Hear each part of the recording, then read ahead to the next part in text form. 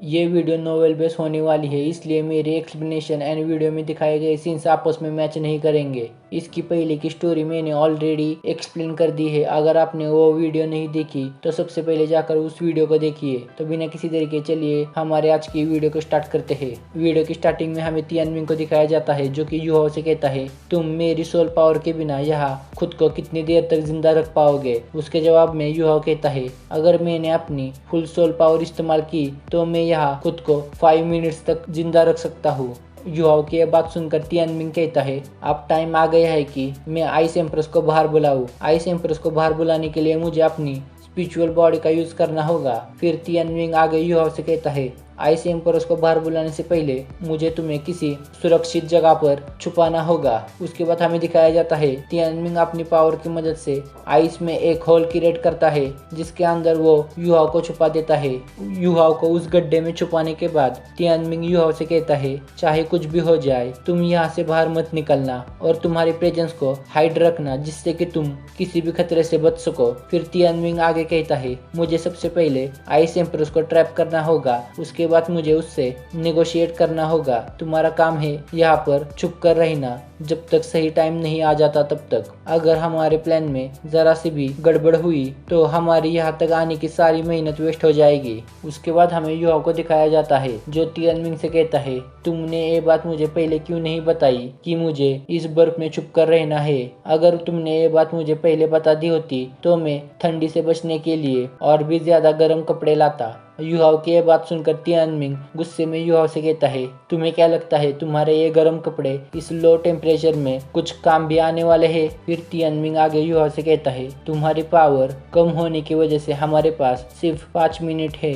अपने काम को अंजाम देने के लिए। उसके बाद तियानमिंग आगे युहाओ से कहता है, तुम्हें इस लो टेम्परेचर से बचाने के लिए मैं अपनी शेड स्किन तुम्हारे पास छोड़ता हूँ, जिसकी मदद से तुम्हें गर्मी मिल सके। यहाँ पर शेड स्किन का मतलब बॉडी की ऊपर की त्वचा है, या आसान भाषा में इसे केचुई कहा जाता है। फिर हमें अगले सीन में दिखाया जाता है, तियानमिंग युहाओ से कहता है, तुम मेरे सिग्नल के बिना कुछ भी नहीं करोगे। तुम अपने स्पिरिचुअल डिटेक्शन की हेल्प से बाहर की सिचुएशन को देख सकते हो, पर तुम उसमें मेरी परमिशन के बिना इंटरफियर नहीं करोगे। फिर तियानमिंग आगे कहता है, अब मैं मेरे प्लान को स्टार्ट करने वाला हूँ। अगर हम इसमें सक्सेसफुल हुए तो तुम सोललैंड के नंबर 1 जीनियस बन जाओगे। फिर हमें दिखाया जाता है तियानमिंग युहाओ की बॉडी से बाहर निकल रहा होता है। तियानमिंग के युहाओ के बॉडी से बाहर निकलने की प्रोसेस में युहाओ के अंदर अचानक से बहुत ही ज्यादा सोल पावर गैदर होने लगती है। इस सोल पावर को युहाओ की बॉडी हैंडल नहीं कर पा रही होती है। इसकी वजह से युहाओ को चक्कर आने लगते हैं,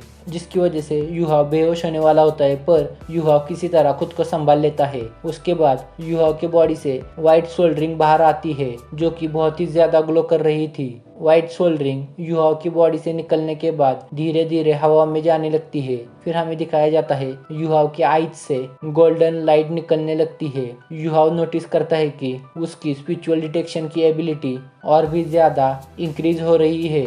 फिर युहाओ अपनी स्पिरिचुअल डिटेक्शन की मदद से अपने चारों तरफ देखने लगता है। तब युहाओ को पता चलता है कि उसकी स्पिरिचुअल डिटेक्शन की एबिलिटी अब 10,000 किलोमीटर तक सभी एरिया को कवर कर देती है। युहाओ अब एक्सट्रीम नॉर्थ के पूरे 10,000 किलोमीटर एरिया तक हर एक चीज को देख पा रहा होता है। फिर युहाओ अपने मन में कहता है, एक दिन ऐसा भी आएगा जब इस पूरे आसमान के नीचे ऐसा कुछ भी नहीं रहेगा जो मेरी आंखों से बच सके। मैं चाहता हूँ कि एक दिन ये पूरी दुनिया मेरे आगे समर्पण करे। फिर हमें दिखाया जाता है युहाओ की बॉडी धीरे धीरे करके ब्राइट गोल्ड कलर में चेंज हो रही होती है। युहाओ के चारों तरफ से बहुत ही तेज सफेद कलर की रोशनी निकल रही होती है। युहाओ की व्हाइट सोल रिंग अब गोल्डन कलर में कन्वर्ट हो रही होती है। थोड़े टाइम बाद व्हाइट सोल रिंग पूरी तरह से अब गोल्डन कलर की सोल रिंग में कन्वर्ट हो गई होती है, जो कि ट्रू कलर है मिलियन ईयर सोल रिंग का। युहाओ अब तियानमिंग की असली पावर को फील कर पा रहा होता है। फिर हमें दिखाया जाता है युहाओ की बॉडी से गोल्डन कलर्स बाहर निकलकर गोल्डन बॉल्स में कन्वर्ट हो रहे थे। ये गोल्डन बॉल्स तियानमिंग की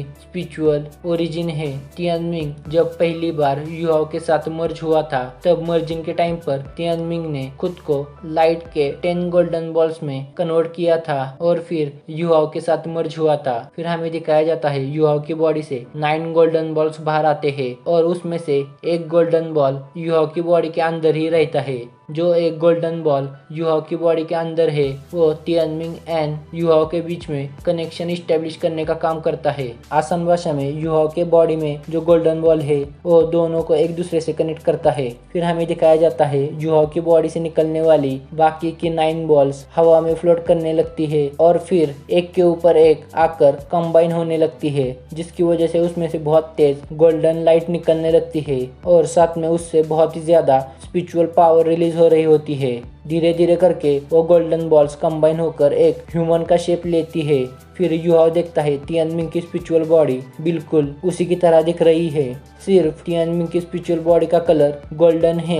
फिर हमें तियानमिंग को दिखाया जाता है जिसकी स्पिरिचुअल बॉडी हुबेहूब युहाओ की रियल बॉडी की कॉपी थी। तियानमिंग की बॉडी से बहुत ही ज्यादा स्पिरिचुअल एनर्जी फ्लो कर रही होती है। तियानमिंग के अंदर से इतनी ज्यादा स्पिरिचुअल एनर्जी निकल रही होती है जो कि उसके सराउंडिंग के एरिया को अफेक्ट करने लगती है। तियानमिंग के अंदर से निकलने वाली स्पिरिचुअल एनर्जी को फील करके युहाओ शॉक हो जाता है और अपने मन में सोचने लगता है अगर मैंने तियानमिंग की पूरी पावर को कंट्रोल करना सीख लिया तो मैं बहुत ही ज्यादा पावरफुल बन जाऊंगा। फिर हमें तियानमिंग को दिखाया जाता है जो कहता है आइस एम्प्रेस, मुझे पता है कि तुमने मेरी प्रेजेंस को फील कर लिया है, अब तुरंत बाहर निकलो। मैं यहाँ पर तुमसे अपना बदला लेने आया हूँ। अगर तुम्हारे अंदर मुझसे मुकाबला करने की हिम्मत है तो मेरे सामने आओ। फिर हमें युहाओ को दिखाया जाता है जो कि तियानमिंग से कहता है क्या तुम्हें सच में लगता है कि आइस एम्प्रेस यहाँ पर आने वाली है? आखिरकार आइस एम्प्रेस एक 4 लाख साल पुरानी सोल बीस्ट है जो कि एक टाइटल डावलो से भी बहुत ही ज्यादा स्ट्रॉन्ग है।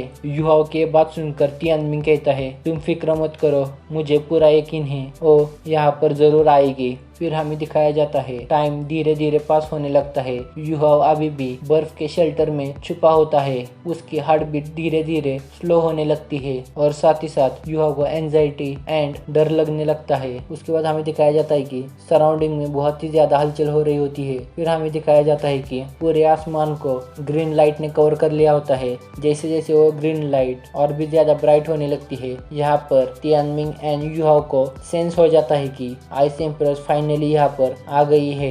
आइस एम्प्रेस की पावर को फील करके युहाओ अपने मन में कहता है वो फाइनली आ गई है, वो फाइनली आ गई है। फिर हमें आइस एम्प्रेस को दिखाया जाता है जो कहती है स्काई ड्रीम, मुझे नहीं पता था कि तुम अब तक जिंदा हो। लगता है इसमें कोई डाउट नहीं है कि तुम एक्सट्रीम नॉर्थ के सबसे ज्यादा जीने वाले सोल बीस्ट हो। फिर हमें दिखाया जाता है जब भी आइस एम्प्रेस बात करती है तो उसके बात करने से ही बहुत ही ज्यादा पावरफुल साउंड वेव्स निकलने लगती है। आइस एम्प्रेस की आवाज सुनकर युहाओ को गूज़बम्स आने लगते हैं। युहाओ अपने मन में सोचने लगता है कि पता नहीं अब क्या होगा।